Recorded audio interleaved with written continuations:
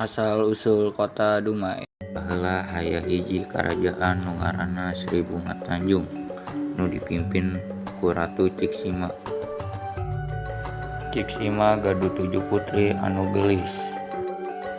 Di antara 7 putri eta, putri anu pamungkas tergelis teu ngaranna Mayangsari. Hiji poe eta 7 putri keur mandi di Lubuk Umay. Aranjeunna teu sadar yen aya nu ningali aranjeun.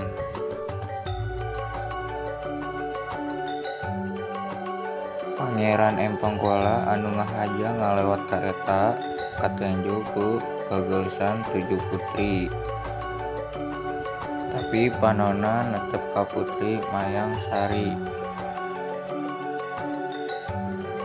Gadis gelis di Lubuk Umay, gelis di Umay, nyanya di Umay.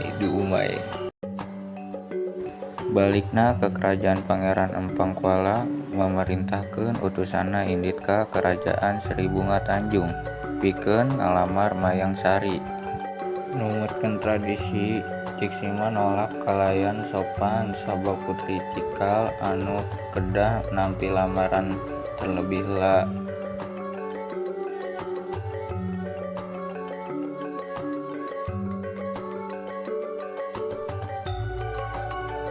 Pangeran Empang Kuala ngamuk nalika ngadenge usulna ditolak. Anjeunna oge ngumpulkeun pasukanna pikeun nyerang kerajaan Sri Bunga Tanjung.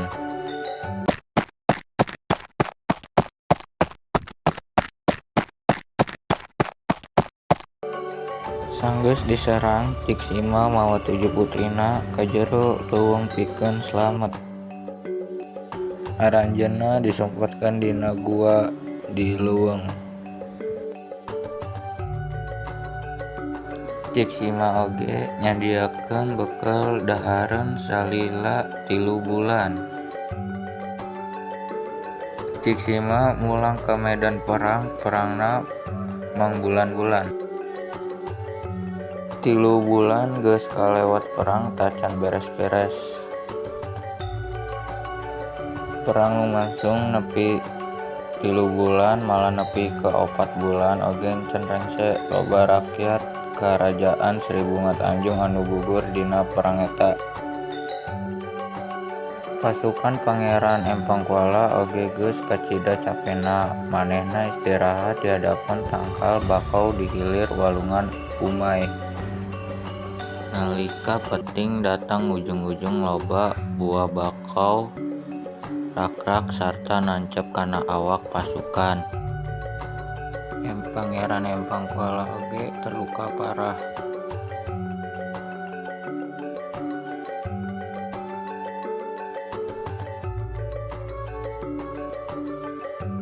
Kaula sumping utusan Ratu Sri Bunga Karajaan Tanjung Ratu nyuhukeun piwarang perang ieu.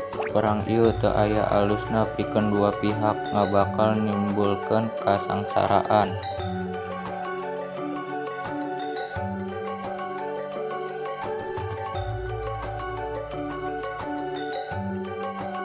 Pangeran Empang Kuala sadar pihak anu ngamimitian karusakan ieu sarta akhirina marentahkeun pasukanna untuk mundur.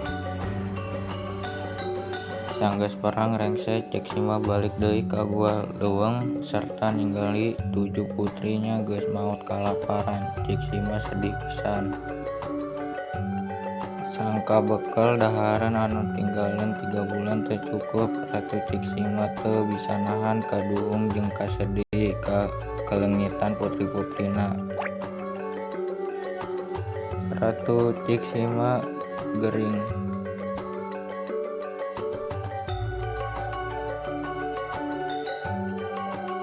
Ratu Ciksima pun pupus.